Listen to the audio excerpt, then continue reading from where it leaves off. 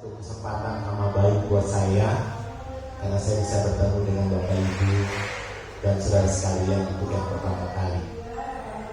Satu hal yang membanggakan buat saya adalah bahwa umat Buddha ini ternyata mulai berkembang. Walaupun mungkin pemainnya belum banyak. Kenapa saya katakan pemainnya belum banyak? Karena kita masih orangnya itu aja gitu ya. Mudah-mudahan generasi-generasi sekolah hidup kita di belakang sana itu bisa menjadikan kebahagiaan buat kita bahwa kita ke depan tidak kehilangan generasi, tidak kehilangan penerus. Karena salah satu agama yang saya juga bina karena saya ketua perkumpulan itu mereka sudah lulus generasi. Tokoh tua dengan tokoh remaja ada gap, ada selisih beberapa generasi. Dan saya yakin umat Buddha tidak seperti itu. Ibu, bapak, dan saudara sekalian, hari ini saya datang ke sini untuk ceramah. Temanya, pantaskah ku menerimanya, gitu ya. Tema ini sebenarnya lebih kepada pemahaman kita tentang memahami hukum karma secara lebih jelas dan nyata. Bapak, Ibu, dan saudara sekalian, saya boleh berdiri nggak sih? Kalau saya duduk ya biasa.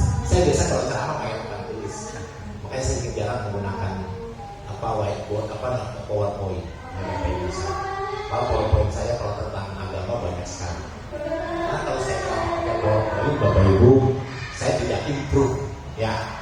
Bapak Ibu dan saudara sekalian, saya tidak pernah masalah karena saya punya visa dental di kaki saya. Jadi setiap bulan sekali saya harus disedot cairan kuning. Lumayan 1 gelas. Itulah buah karma buruk saya yang harus saya terima gitu ya Bapak Ibu. Bapak Ibu dan saudara sekalian, pantaskah ku menerimanya? Kalimat ini mungkin terlalu tidak familiar di hati umat Buddha. Karena umat Buddha itu biasanya kalau berbicara tentang konsep hukum karma, dia langsung terus bicara hukum karma. Bapak Ibu yang saya mengamati Bapak Ibu begini, ada 5 perenungan yang sering kita bacakan di wihara ini yang dikenal sebagai Abhidhamma. Yang pertama, aku akan mengalami usia tua dan aku belum mengatasi usia tua. Aku akan mengalami sakit dan aku belum mengatasi penyakit. Aku akan mengalami kematian dan aku belum mengatasi kematian. Yang keempat, Sang Buddha bilang sabehi mediehi nana pehi nana bau nabau, bahwa segala sesuatu yang kita cintai dan kita senangi cepat atau lambat dia akan terpisah dari kehidupan kita. Bapak Ibu, mungkin semua orang mengakui, mungkin umat Buddha kita masih terima ini, tapi mereka sering baca bahwa aku adalah pemilik karmaku sendiri, aku adalah pewaris karmaku sendiri, yang hanya sebatas di bibir saja. Umat Buddha itu Bapak Ibu memahami ada hukum karma. Umat Buddha itu percaya akan hukum karma. Tetapi ketika praktek di kehidupan nyata, praktek di kehidupan sehari-hari, mereka lupa akan hukum karma. Mereka lupa apa itu hukum karma. Dan maaf Bapak Ibu, dan mohon maaf, kadang mereka tidak lupa bahwa hukum karma itu berbeda dengan hukum wipaka. Karena orang mengatakan bahwa terimalah karmamu, itu bukan terimalah karmamu Bapak Ibu. Kalau karmanya itu berbuah, namanya wipaka. Wipaka adalah buah dari hasil perbuatan yang dikolaborasikan dari kehidupan sekarang dan kehidupan sebelumnya. Jadi Bapak Ibu bedakan karma dengan wipaka. Kalau karma adalah perbuatan yang dilakukan baik melalui ucapan, perbuatan, dan pikiran kita. Tapi kalau wipaka adalah buah akibat dari apa yang sudah kita lakukan, baik itu melalui ucapan, perbuatan, dan pikiran kita dari masa lalu. Dan kadang orang, mohon maaf Bapak Ibu, ketika orang sedang menderita rasain itu karma lalu, begitu kan? Mereka memberikan konotasi negatif terhadap karma. terhadap perbuatan. Tapi karena mereka tidak pernah menyadari bahwa ketika seseorang memiliki nama besar, kekayaan, kemakmuran, dan kecantikan dan pengolehan itu, bahwa dia adalah buah dari karma sebenarnya, ya Bapak Ibu. Oke, saya tidak akan melanjutkan karena itu sudah terlalu teoritis. Bapak Ibu dan saudara sekalian, saya ingin mengatakan sama Bapak Ibu, kalau Bapak Ibu memahami tentang hukum karma itu Bapak Ibu profesi kita, kegiatan kita, aktivitas kita yang kita lakukan setiap hari, itulah the same, sama dengan karma. Jadi Bapak Ibu mohon maaf, kalau kita bekerja, kalau kita menjadi ibu rumah tangga, kita menjadi guru, kita menjadi apapun, karena mungkin Bapak Ibu punya pekerjaan sendiri-sendiri. Pekerjaan Bapak Ibu, apapun yang Bapak Ibu lakukan, itulah karma Bapak Ibu. Jadi Bapak Ibu mohon maaf sekali. Makanya kita harus pandai-pandai memilih pekerjaan. Paham ya Bapak Ibu ya? Jadi kalau Bapak Ibu pekerjaan Bapak Ibu, itulah pekerjaan Bapak Ibu, itulah yang dihasilkan. Karma itu akan terus dihasilkan karena pekerjaan Bapak Ibu. Jadi saya berharap Bapak Ibu, kalau memahami ini, maka kita akan tahu, oh kalau saya bekerja hari ini, kalau saya itu pekerjaan saya lebih banyak perbuatan buruk atau perbuatan baik, ya silakan dikalkulasi lagi. Ya, kalau Bapak Ibu pekerjaannya itu menambah, malah setiap hari menambah perbuatan buruk, menambah kotoran batin, menambah sesuatu yang tidak membawa manfaat, sebaiknya kita harus segera mencari pekerjaan baru. Begitu maksud saya Bapak Ibu. Ini Bapak Ibu dan saudara sekalian, banyak orang yang tidak paham tentang apa itu karma, apa itu perbuatan. Perbuatan adalah profesi kita. Kalau profesi kita seorang romo pandita, maka pekerjaan kita adalah, ya itulah karma yang terus kita hasilkan. Bapak Ibu, kehidupan ini kalau kita mau lihat ya Bapak Ibu ya, Bapak Ibu hidup hari ini, yang kita terima hari ini, kita sudah lahir hari ini, kita sudah lahir sudah tidak pernah terhingga ya Bapak Ibu.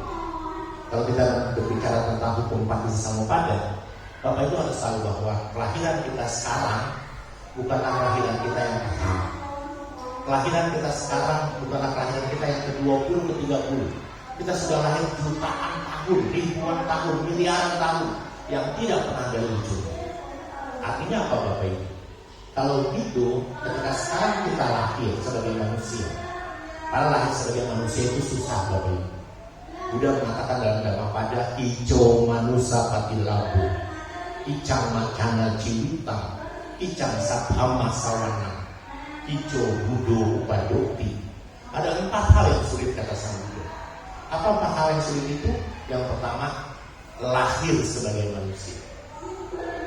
Bapak Ibu, untuk lahir sebagai manusia, Bapak Ibu butuh kekuatan kama baik.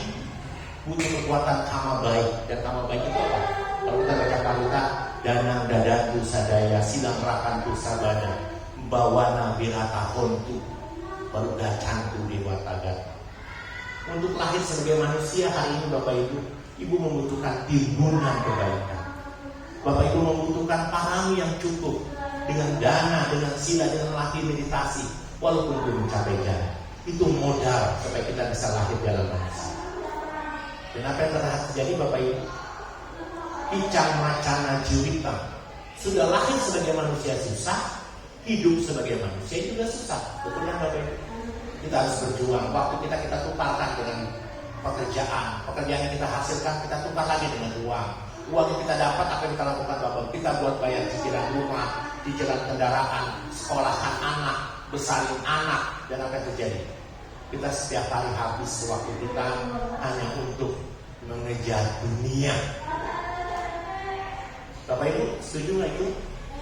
Kita banyak hidup kita, waktu kita hanya untuk mengejar dunia Bapak Ibu.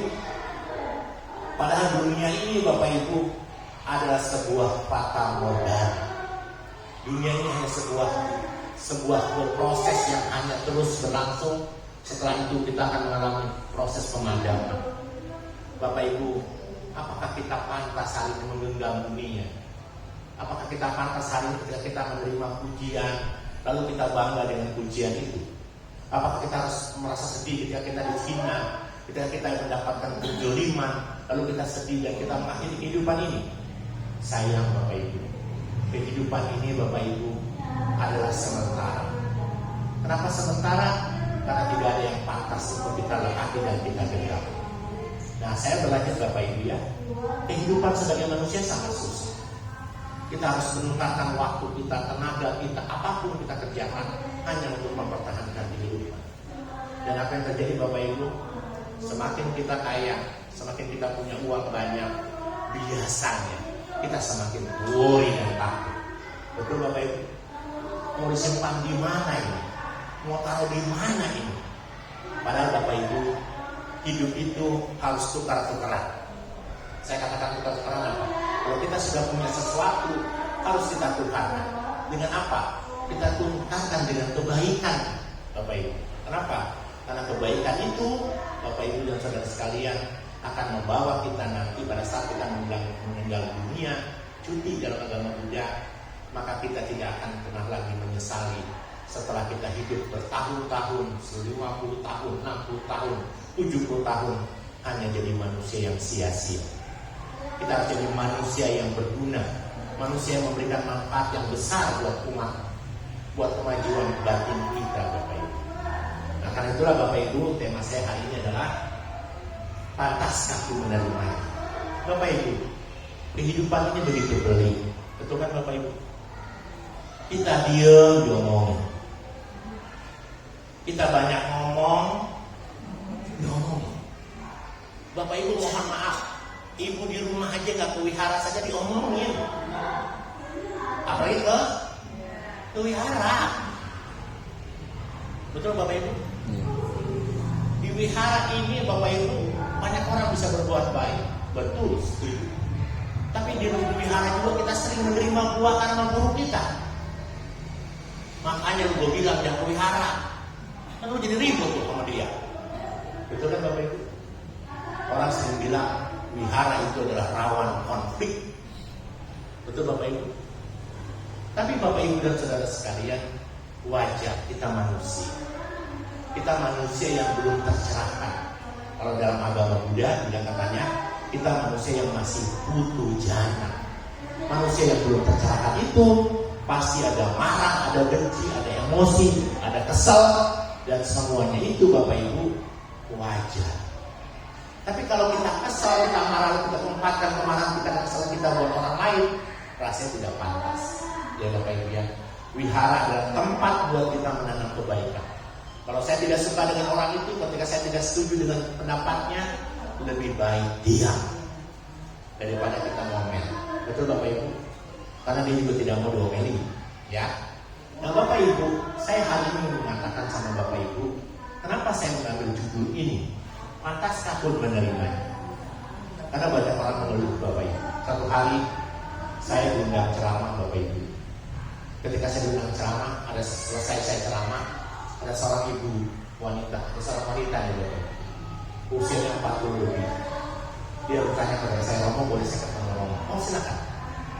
Romo, saya minta pendapat sama Romo. Apa pendapatnya? Begini Romo, saya mensinyalir suami saya selingkuh. Kenapa ibu berpikiran seperti itu? Saya katakan dulu, karena Romo, suami saya kemana-mana handphonenya dibawa, udah dilihatin. Maksudnya ibu, dia kalau ke kamar mandi handphone dibawa, kalau mau kemana-mana handphonenya dibawa, pakai password lagi, kata Romo. Saya kasih tahu sama ibu ini, Bu, kalau suami ibu bawa handphone ke kamar mandi, ibu ketok pintunya. Terus apa Romo? Kasih casan. Banyak dulu Bapak, sekali dicas di dalam.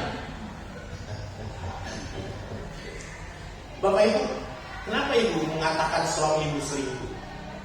Karena passwordnya di password Romo. Dan satu hari kata dia, saya baru bisa membuka password suami saya. Dan saya kaget Romo, orangnya tinggal di Lipo, Karawaci. Saya kaget Romo, ada wanita lain di luar sana. Bunyinya begini, hai Koko, udah makan atau belum?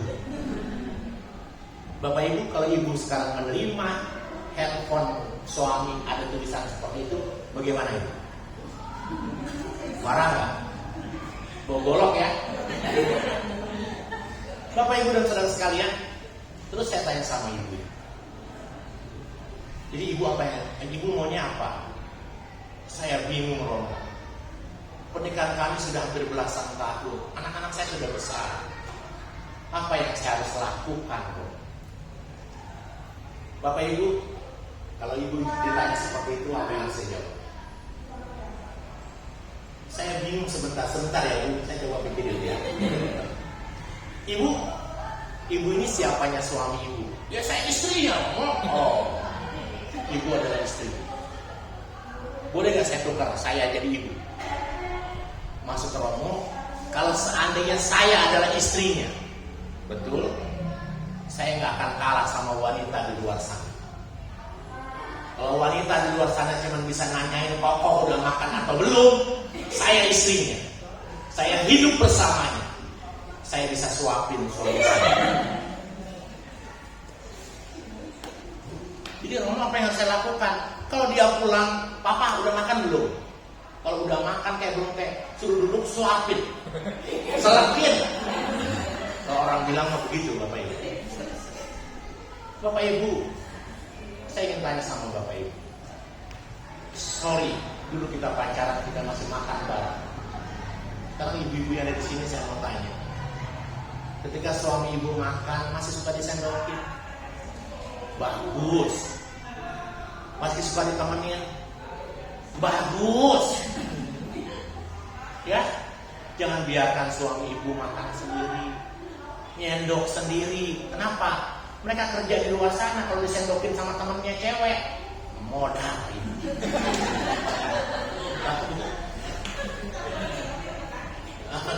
Dia akan gile-gile, dia akan pilah-pilah Bapak Ibu sekalian. Jadi Romo, apa yang saya harus lakukan? Lakukan seperti itu. Layani suamimu dengan baik, saya katakan. Dan jangan pernah takut dengan wanita di luar sana. Kenapa? Wanita di luar sana cuma hanya bisa makan doang. Kamu istrinya, kamu bisa masakin, kamu bisa suapin, temenin. Saya bilang begitu. Jadi apa yang terjadi Bapak Ibu? Berbulan-bulan saya diundang kembali ceramah di biara itu. Dan ibu ini bilang, terima kasih Romo. Suami saya sekarang handphonenya sudah digeletakin. Jadi Romo Mul, bapak-bapak yang di sini, kalau mau disuapin, kantongin tuh handphone. Ya, dikantongin aja ya. Kamar mandi kantongin ya kan. Kok bapak kantongin supaya disuapin sama mama. Nah Bapak Ibu, kenapa bisa seperti ini? Bapak Ibu, hal yang menarik nih. Satu hari ada seorang pria itu kebetulan dia pengusaha kaya. Dia tinggal di Polis. Dia datang ke rumah saya. Romo, saya mau konsultasi sama Romo. Ya, apa yang bisa saya bantu? Namanya Ko Erik. Romo, istri saya selingkuh. Karena kebalikan. Ya. Saya kesal sama cowok ini. Kalau cowok ini kalau datang ceritain tentang istrinya selingkuh, padahal dia selingkuh, gitu ya. Di satu hari saya sewa gitu ya, dia datang. Istri saya udah selingkuh Romo. Kamu tahu dari mana? Dia pulang malam Romo. Terus pulang malam saya lihat dia statusnya sama teman-teman ceweknya di klub di klub malam. Jadi itu dia selingkuh. Iya Romo. Wajar. Kok wajar Romo? Iya karena kamu pantas menerimanya. Tuh. Karena apa Bapak Ibu? Karena kamu pantas menerimanya. Oh nggak Bapak Ibu, dia marah nggak Bapak Ibu begitu ya? Marah sekali. Romo apa-apaan nih? Oh saya pantas menerimanya. Kamu pantas menerimanya. Istrimu selingkuh karena kamu pantas menerimanya. Paham nggak nih Bapak Ibu? Karena dia sudah melakukan hal yang tidak terpuji juga di masa kehidupannya. Ya, dia sudah pernah berganti-ganti cewek dan segala macam. Ketika istrinya mulai selingkuh, saya bilang kamu pantas menerima. Bapak Ibu, saya ingin mengatakan sama Bapak Ibu begini. Kalau Bapak Ibu hari ini menderita, punya banyak kesulitan, punya banyak persoalan, karena Bapak Ibu pantas menerimanya. Kok pantas Romo menerimanya? Karena itu adalah buah dari karma kita dari masa lalu. Kalau hari ini dagangan saya sepi, toko saya sepi. Saya tidak boleh salahkan orang lain, Ibu. Romo, toko saya sepi, ada yang ngirimin tanah kuburan. Bilangnya begitu. Saya tanya sama dia, tanah kuburannya banyak sedikit, minta 2 truk. Bisa buat nguruk wihara. Betul Bapak Ibu? Janganlah sebagai penik-penik seperti itu. Toko sepi gak ada bikin tanah kuburan. Tidak ada Bapak Ibu.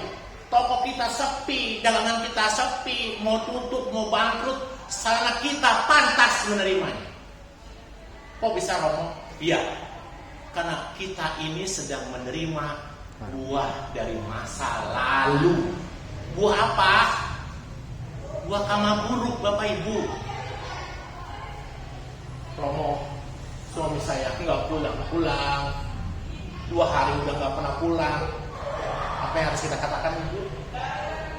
Apa yang harus kita katakan Bu? Karena kita pantas menerimanya, betul nggak? Kok suami orang lain pulang? Kenapa suami saya tidak pulang? Ibu pantas menerimanya. Kok saya pantas menerimanya Romo? Ibu sudah melayani suami ibu dengan baik. Ibu sudah di rumah dengan bahasa yang lembut. Karena ibu-ibu itu rata-rata apa? Kalau sudah menikah bertahun-tahun, suaranya ngegas. Ada remeh. Betul nggak Bu? Coba beginilah. Ngegas terus, ya nggak? Di rumah lembut, kamu udah makan belum? Kamu udah makan belum? Pak, makan. Bapak Ibu secara psikologi, Bapak Ibu secara psikologi, kalau suara kita keras seperti ini, seperti saya ini, karena saya merasa jauh. Paham?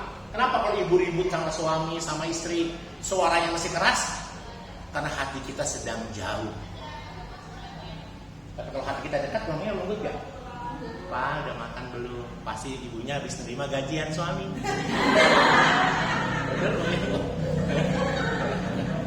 Suaranya jadi lembut ya. Coba udah tanggal tengah bulan, listrik kedap-kedip, ya kan? Anak dapat surat cinta dari sekolah. Panik nggak Bu? Panik ya. Nah, Bapak Ibu dan saudara sekalian, saya sering mengatakan begitu. Kalau semua orang punya pemahaman tentang hukum karma, seketika saya menderita, saya punya kesulitan, saya harus mengatakan saya pantas menerimanya. Kalau saya pantas menerimanya, kenapa saya pantas menerimanya, Romo? Karena saya memang sudah melakukan itu dari masa lalu. Kapan itu? Pokoknya kita tidak pernah tahu, karena kita sudah pernah menderita. Kalau sekarang saya menderita, saya punya banyak kesulitan, saya punya banyak masalah, karena saya pantas menerima.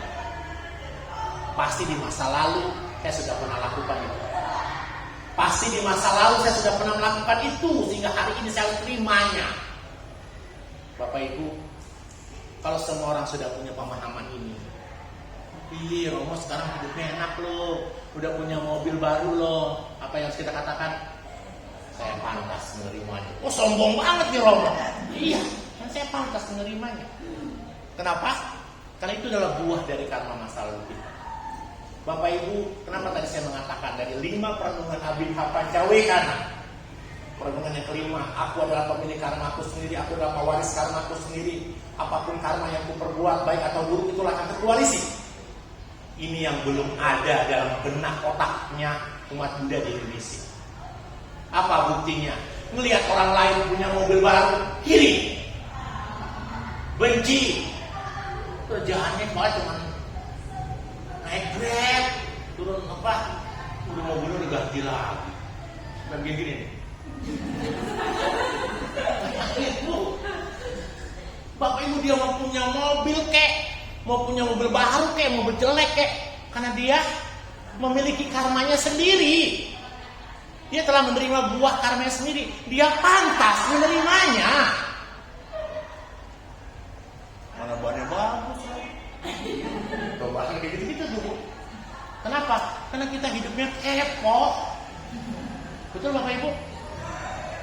Penyakit kepo itu, makanya saya sering bilang, penyakit sekarang yang paling berbahaya itu bukan cancer, bukan kanker, bukan jantung, tapi penyakit SMS. Sumrokem, mall, telepon, bukan. SMS itu senang, melihat orang lain susah. Susah melihat orang lain senang. Itu penyakit yang kronik, yang nggak ada obatnya. Kenapa punya penyakit itu Bapak Ibu? Karena dia tidak memahami hukum karma. Mestinya ketika ada orang lain datang ke wihara dengan membawa mobil baru, kita harus bermudita cita, senang. Umat wihara Weliwana Arama ini ternyata orang-orang berduit. Ternyata mereka semua punya nama. Betul Ibu punya nama nggak? Kalau punya nama, Romo hebat Romo. Orang-orang umat di Weliwana ini punya nama semua Romo. Ya Bu ya, punya nama semua ya. Nah Bapak Ibu dan Saudara sekalian, saya ingin mengatakan begini Bapak Ibu dan Saudara sekalian. Artinya apa?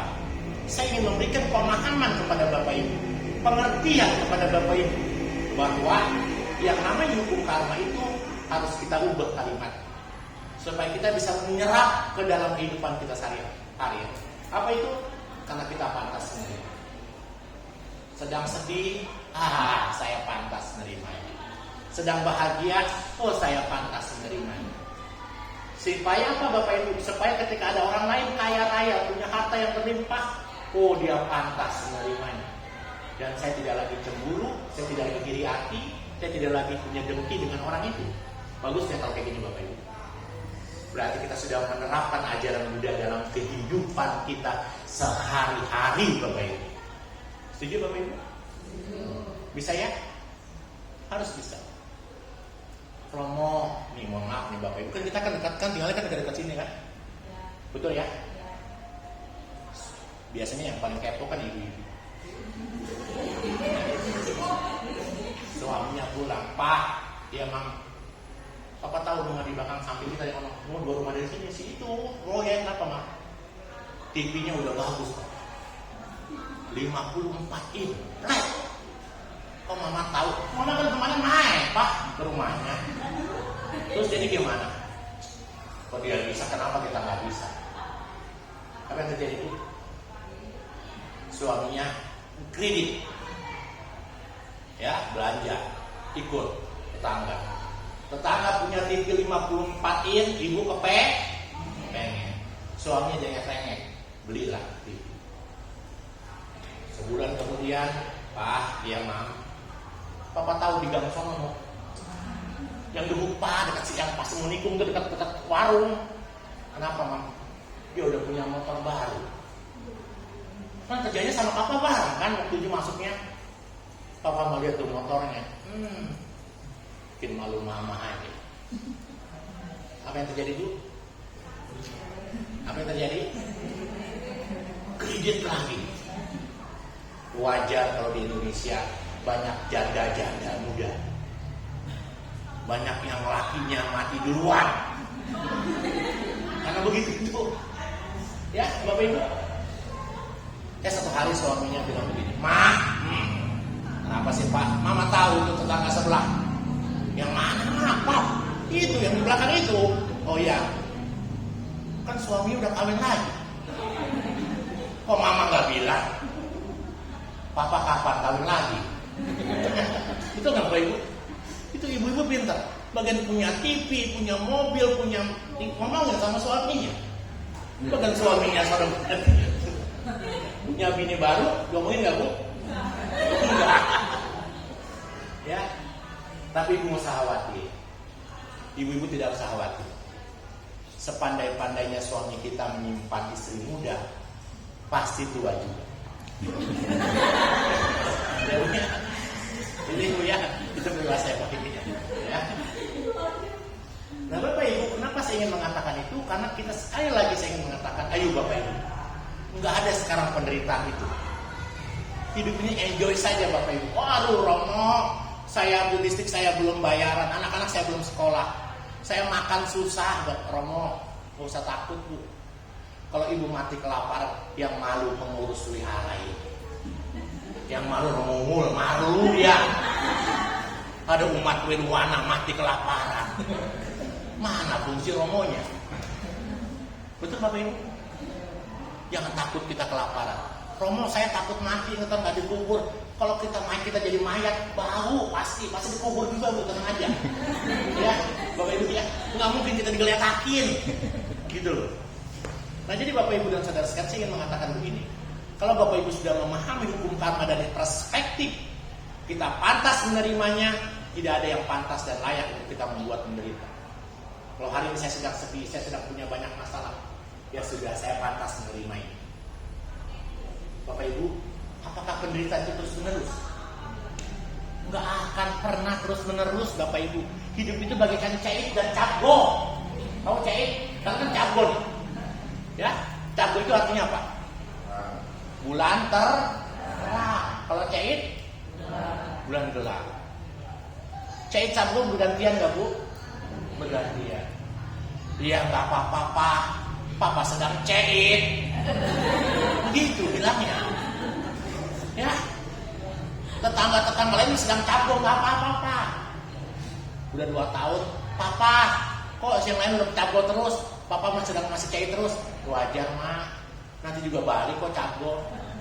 3 tahun masih cait terus, suwe hidup. Ya, salah pilih pasangan namanya itu, Ma. Ya, salah pilih jodoh. Ya. Cait lagi. Tapi Bapak Ibu mau khawatir. Kehidupan ini berputar. Cait ketemu cabgo ketemu cait. Kalau kita sedang menderita, wajar. Karena kita pantas menerimanya, Bapak Ibu. Jadi Bapak Ibu, apa yang sekarang kita ragukan lagi? Romo, saya takut anak-anak saya tidak sekolah. Romo, saya takut anak-anak saya tidak dapat jodoh. Nggak usah khawatir, Bapak Ibu. Mereka punya karma dewek. Tahu? Mereka punya karma sendiri-sendiri. Nggak usah dipikirin, Bapak Ibu. Ya, saya malu, Romo, nanti sangkanya anak saya perawan tua. Yang malu siapa? Ini Bapak Ibu, nggak ada yang pantas kita malu. Kok kenapa saya punya anak nggak dapat jodohnya susah? Karena saya pantas menerimanya. Mungkin mamanya kebawelan pilih-pilih. Anaknya baru bawa cowok aja, bawa motor doang. Jadi mobil. Jadi anaknya jadi apa? Anaknya jadi hopeless kan, Bapak Ibu? Jadi Bapak Ibu dan saudara sekalian, inilah yang ingin saya coba ajarkan sama Bapak Ibu dari ajaran Buddhis yang sangat besar itu. Tapi sayang, hukum karma itu hanya sebatas ucapan. Yuk Bapak Ibu, mari kita praktekkan hukum karma itu dalam kehidupan kita sehari-hari. Bahwa apapun yang terjadi, manusia itu punya, kalau nggak suka pasti duka, kalau nggak miskin pasti kaya, kalau nggak hina pasti mulia, kalau nggak terpuji pasti tercela. Alaba, laba, gitu kan? Suka duka, ada 8 kondisi dunia. Bapak Ibu, Sang Buddha saja, Bapak Ibu. Bapak Ibu, mohon maaf, Sang Buddha saja. Sang Buddha ini, Bapak Ibu, dia sudah jadi Buddha. Kalau kita bicara riwayat hidup Sang Buddha yang seperti ini saja sering mendapatkan caci makian. Dituduhnya macam-macam, Bapak Ibu. Ditujuhnya macam-macam, Bapak Ibu. Paham ya Bapak Ibu ya? Bapak Ibu, kalau Sang Buddha saja dituduh macam-macam, kita sebagai pengurus wihara, umat wihara, pasti juga mengalami hal yang sama. Ya, Bapak Ibu mengalami hal yang sama. Saya mau cerita di dalam Dhammapada, Bapak Ibu. Di Dhammapada, Bapak Ibu, ada seorang sangat cantik, namanya Manggadia. Si Manggadia ini suka sama Sang Buddha. Karena Sang Buddha itu wajahnya cantik sekali, Bapak Ibu. Bayangin, Sang Buddha itu disukai loh oleh para wanita. Buddha menolaknya. Karena dia jadi Buddha, Bapak Ibu. Akhirnya si Manggadia ini menjadi istri ketiga atau selir dari Raja Udena. Pada saat Sang Buddha menuju Raja Udena, si Manggadia istrinya selir ini, Raja Udena ini serba bersama Sang Buddha. Dia menuduh Sang Buddha selama 1 bulan tinggal di sana.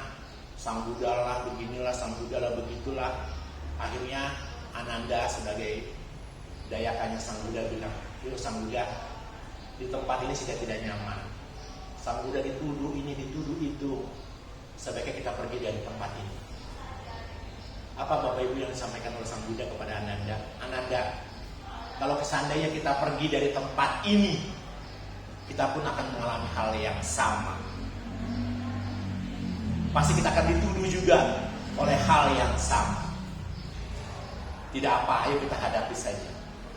Makanya sesuai dengan Dhammapada 3320, 3321, 3322, Sang Buddha mengatakan, Bapak Ibu sekalian, bagaikan seorang yang ahli, raja atau gajah yang mahir, ketika ditembaki oleh panah, dia tidak pernah akan kena.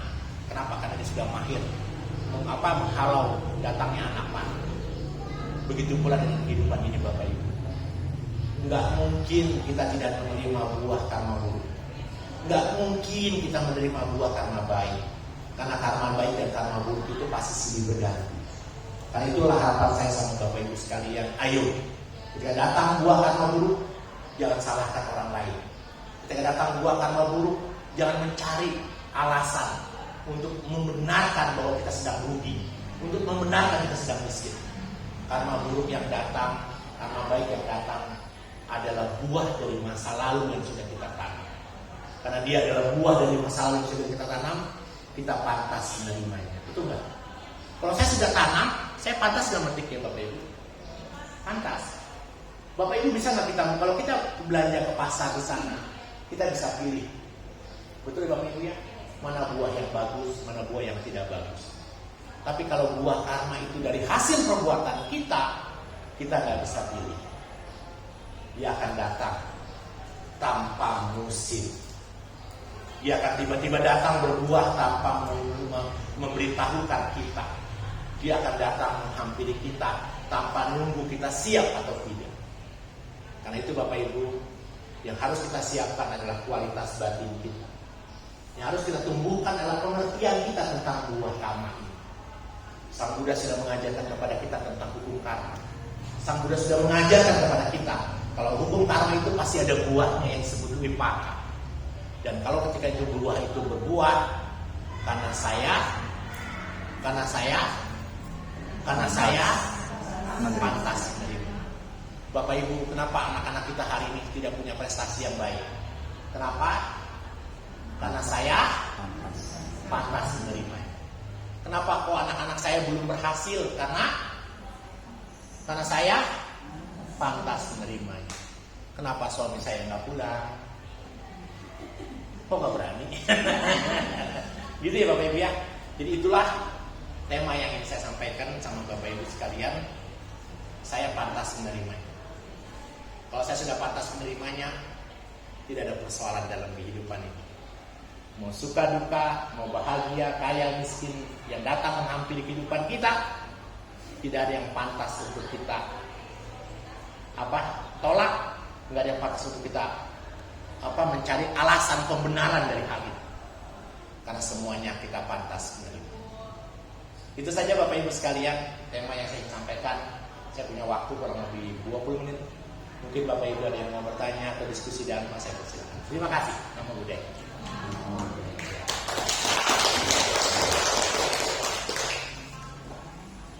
Para biku menyelesaikan masa wasa di putaran pertama.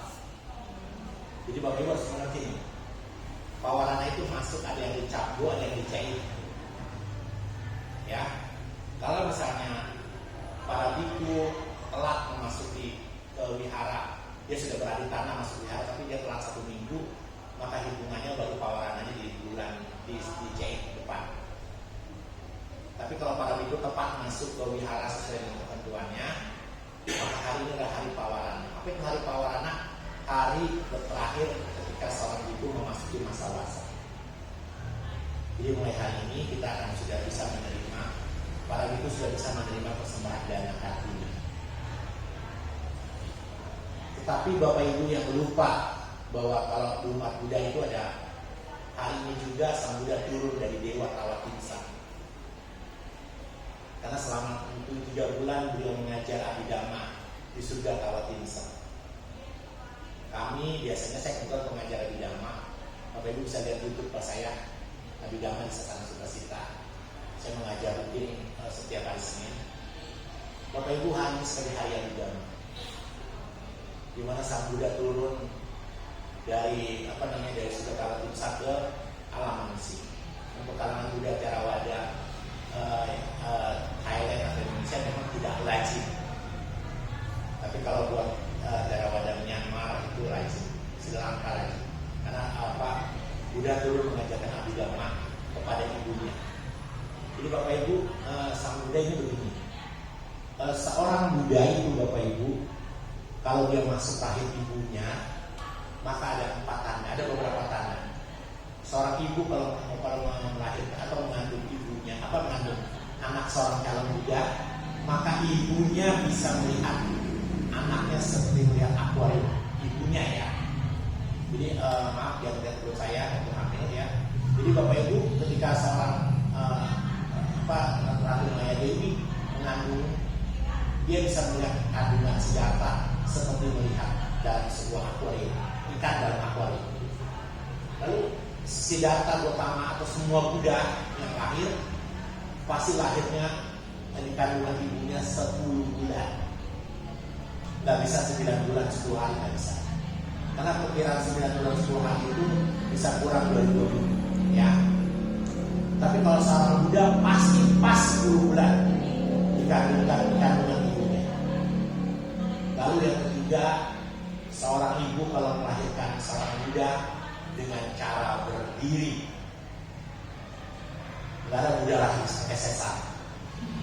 Nggak ada Buddha lahir di kolam air, nggak ada.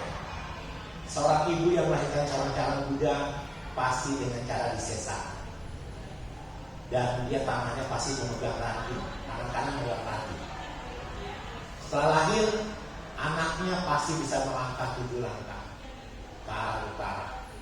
Saya tidak mendapat akademisi kenapa ke arah utara, gitu ya Bapak Ibu. Dan Bapak Ibu ingat ya, setiap langkah kaki yang dipijakan baru tumbuh 5 teratai. Jadi bukan berarti 7 teratainya ada dulu, enggak. Diinjak kakinya muncul teratai, diinjak kakinya muncul teratai, gitu ya Bapak Ibu ya. Dan setelah kaki ke-7, anak bayi ini pasti mengangkat dari tangannya ke atas. Semua Buddha sama. Dan kaki tangan kirinya dia ke bawah. Ini dan langit sebagai saksi, ya. Dan semua Buddha pasti bilang Adoham Asmilokasa, Yotoham Asmilokasa, Setoham Asmilokasa, Ayam Jati Nakidani Punabau. Pasti bilang ini. Semua Buddha sama Bapak Ibu SOP. Lalu sekarang pertanyaannya, setelah ngomong seperti itu, apakah Siddhartha bisa ngomong? Tidak. Dia sama seperti bayi biasa. Keajaibannya hanya itu. Selesai dia mengucapkan Agoham Asmilokasa, Setoham Asmilokasa gitu ya. Setelah itu dia menjadi bayi yang sama, nangis, diurusin sama orang tuanya dan sebagainya. Nah, saya ingin mengatakan sama Bapak Ibu sekalian, itulah kehebatan, ciri-ciri seorang Buddha itu kayak gitu, ya. Karena saya lihat gambar, jadi saya bisa ngomong, ya. Lo ada gambarnya? Ya orang benteng kalau itu nggak pakai apa dulu. Itu tandanya orang benteng ya. Beda ya Bu ini, coba Bu ini ya. Kalau orang Jawa kan ini kan, kalau Tangerang. Oke, ada yang mau tanya silakan Bapak Ibu. Sudah pintar kok. Iya silakan.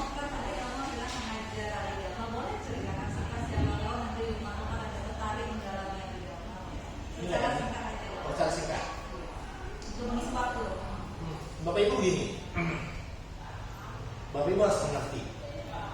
Saya mengenal agama Buddha sudah hampir dari SMP, berpuluh-puluh tahun. Saya jadi Romo Pandita saya jadi Upacarika Manggabudi tahun 90. Sekarang udah 32 tahun. Tahun 2000 saya keluar dari Manggabudi dan mengabdi di tempat lain. Ya Bapak Ibu sekalian, saya sudah hampir berarti di Upacarika saya 10 tahun. Terus sekarang sudah 23 tahun dan 32 tahun saya belajar Dhamma. Saya tidak ngerti apa-apa Bapak Ibu. Selama 27 tahun saya tidak ngerti apa-apa. Baru setelah saya belajar Abhidhamma, saya baru mengerti tentang ajaran Buddha. Bapak Ibu menyesal sekali kalau Bapak Ibu tidak belajar Abhidhamma. Karena kalau Bapak Ibu belajar Abhidhamma, baru Bapak Ibu belajar agama Buddha secara sesungguh-sungguhnya. Mereka yang tidak belajar Abhidhamma, seperti Bapak Ibu makan jeruk tapi makan kulitnya saja, belum kemakan intisari. Belajar Abhidhamma memang terasa sulit bagi orang-orang, tapi kalau pelan-pelan nanti Bapak Ibu lihat YouTube saya, Bapak Ibu bisa lihat pelan-pelan belajar Abhidhamma itu menyenangkan. Kenapa menyenangkan? Karena Bapak Ibu belajar Abhidhamma adalah belajar kehidupan. Tidak ada persoalan kehidupan ini yang tidak dijawab oleh Abhidhamma. Dan Abhidhamma itu presisi. Presisi itu adalah belajar Abhidhamma itu terstruktur. Seperti ibu main jigsaw puzzle. Tahu main jigsaw puzzle itu yang gambar yang di belah-belah terus tempel-tempel gitu ya, jadi satu gambar. Kalau saya mau ke altar, saya harus naik tangganya dulu. Tangga satunya harus kuat, baru ke tangga 2 saya naik. Kalau tangga satunya nggak kuat, saya buat tangga naik tangga 2 akan susah. Belajar Abhidhamma juga seperti itu. Bapak Ibu, belajar Abhidhamma itu adalah peta spiritual Sang Buddha mencapai kesucian. Jadi kalau Bapak Ibu mengerti sejarah literatur Tipitaka, ketika Sang Buddha mencapai kesucian, di minggu keempat Sang Buddha bermeditasi tentang Abhidhamma di depan pohon Bodhi, dan di situ keluarlah aura warna merah, biru, kuning, biru, kuning, merah, putih, jingga. Warna itu keluar karena Sang Buddha menemukan tentang Paticca Samuppada dan Pacaya 24. Pacaya 24 itu sebab-sebab yang paling bergantungan, dan 24 dia muncul di aura kepalanya. Dan aura kepala itu ada 5 warna. 5 warna itu menjadi pemersatu umat Buddha di dunia dengan lambang bendera Buddhis yang dalam bahasa Pali disebut Cabana Lamsi. Jadi Cabana Lamsi itu adalah pemersatu umat Buddha di seluruh dunia. Mau Mahayana, Theravada, Tantrayana, Buddhism, Hinayana, or apapun itu, Jepang, Jain, Buddhism pasti menggunakan bendera Buddhis sebagai pemersatu lambang agama Buddha. Bapak Ibu, saya ingin kasih tahu, belajar Abhidhamma adalah belajar kehidupan. Bapak Ibu, sekarang saya mau tanya nih. Tiap pagi Ibu, apa yang Bapak Ibu kerjakan sebelum suami Ibu berangkat kerja? Apa kira-kira? Bikinin apa? Sarapan. Setuju ya Bu ya? Bikin sarapan. Setelah bikin sarapan, Bapak Ibu, pekerjaan rutin Ibu adalah bikin sarapan. Saya tanya sama Ibu dan Bapak sekalian, kalau kita tidak belajar Abhidhamma, bikin sarapan itu perbuatan baik atau buruk? Nah, kita bermain nih sekarang. Bikin sarapan itu perbuatan baik atau perbuatan buruk? Oke, kita kunci ya perbuatan baik. Apa benar? Ibu, kenapa Ibu bikin sarapan?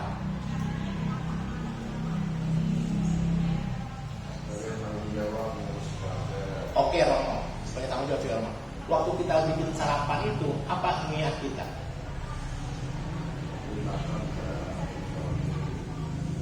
Iya, itu niatnya bikin kasih makanan supaya apa?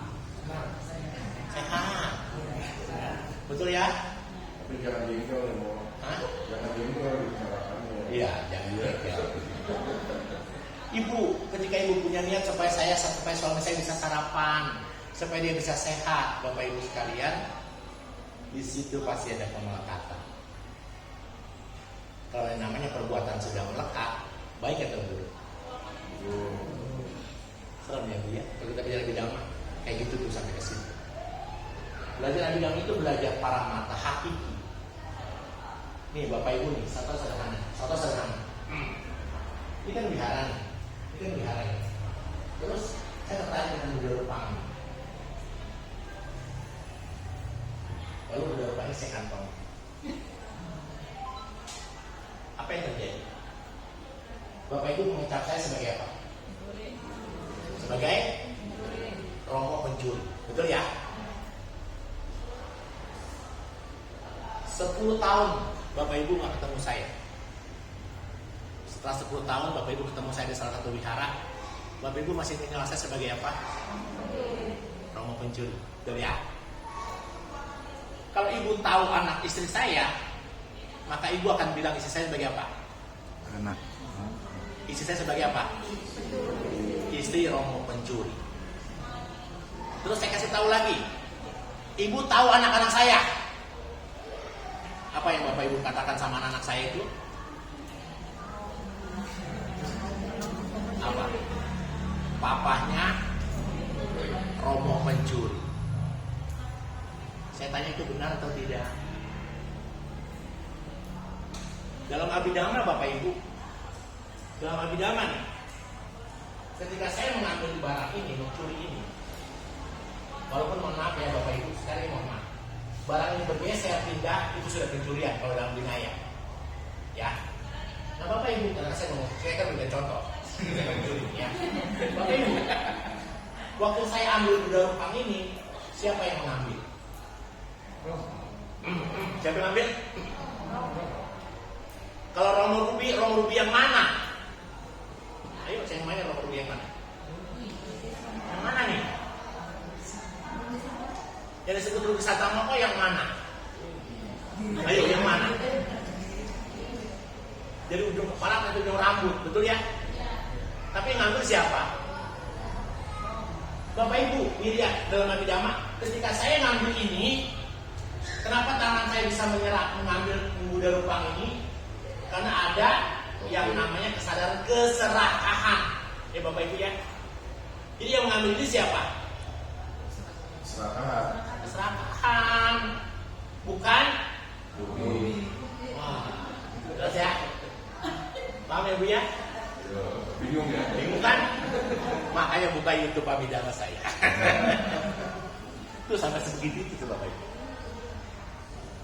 Tidak ada diri yang terkam. Ketika Ibu menganggap saya 10 tahun lagi saya sebagai romo pencuri, maka Ibu sudah punya pandangan salah. Dan kita umat Buddha sudah punya pandangan salah. Sama seperti tadi, bikin kopi saja punya pandangan salah. Kan cetana itu adalah kama. Tapi jangan karena saya ngomong begini besok suami Ibu nggak dikasih bikin kopi nih, jangan ya. Gitu. Tapi iya. Bapak Ibu, dia melekat nggak Bapak Ibu? Melekat akhirnya. Jadi gimana? Bapak Ibu, kalau kita mau berbuat baik, oh saya ingin menyiapkan kopi, susu buat anak-anak saya karena kewajiban saya sebagai seorang istri, sebagai kewajiban seorang istri, ya. Bapak Ibu, kalau itu terus melekat. Kalau Ibu punya niat semoga suami saya sehat, semoga suami saya bisa cari kerja dengan baik, ada kemelekatan di sini. Susah ya. Makanya Bapak Ibu mohon maaf. Dhamma yang kita pelajari enggak segampang apa yang Bapak Ibu dengar selama ini. Ya. Kalau kita belajar Dhamma gampang, masih banyak orang mencapai sotapanna. Sotapanna adalah tingkat usia yang pertama. Tapi nyatanya banyak orang soto panas lebih banyak daripada sotapanna. Soto kambing. Hah? Soto kambing. Iya. Begitu Bapak Ibu, itulah abidama. Jadi kalau abidama itu belajar secara presisi. Bapak Ibu nih saya mau tanya. Ini apa abidamanya? Aqua. Isinya air putih, ya air aqua. Kalau ini saya bawa ke Bandung 4 jam dari sini, orang bilangnya apa? Cair.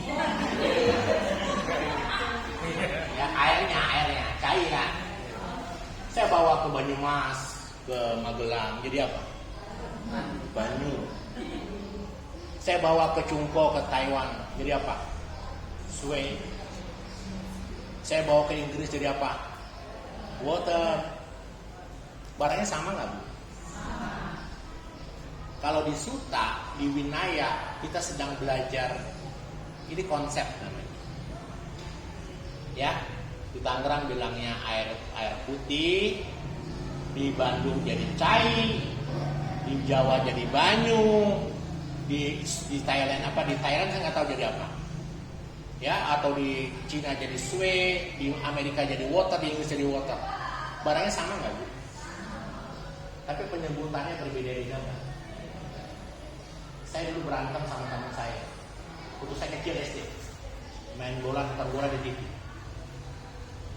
Biar ke sekolah, yang menang bola kemarin siapa? Oh, yang pakai baju biru. Nggak bisa, baju hitam. Biru, hitam. Gara-gara apa? TV saya nggak berwarna. TV teman saya berwarna. Gitu loh. Nggak ngalamin ya TV nggak berwarna ya? Ngalamin nggak Bu? Ngalamin. Kalau siapa saja yang ngalamin TV nggak berwarna, berarti dia udah usianya sama kayak saya, udah tua. Gitu ya. Mana Bapak Ibu? Bapak Ibu bisa berantem dengan orang Sunda. Itu air putih, dalam air putih. Air putih yang mana? Cai, ada juga. Bapak Ibu paham nggak? Tapi kalau kita belajar abidama, mau ini air putih, cai, mau ini water, mau ini sui, apapun itu. Belajar abidama ini adalah H2O. Apa Bapak Ibu? Ini adalah H2O. Jadi belajar abidama adalah belajar paramata. Sifat sejati dari air adalah H2. Menyenangkan nggak tuh belajar agama kayak gitu? Kita belajar ke jantungnya, ke akarnya, bukan ke kulitnya. Tapi harus menyenangkan karena banyak bahasa-bahasa Pak. Lihat dulu deh YouTube saya nih, ya. Cari nama Ruby Santamoko Abidama. Dan lupa disabda ya. Hah? Apa? Disabda ya. Oh, itu sasana punya psikolog. Saya enggak.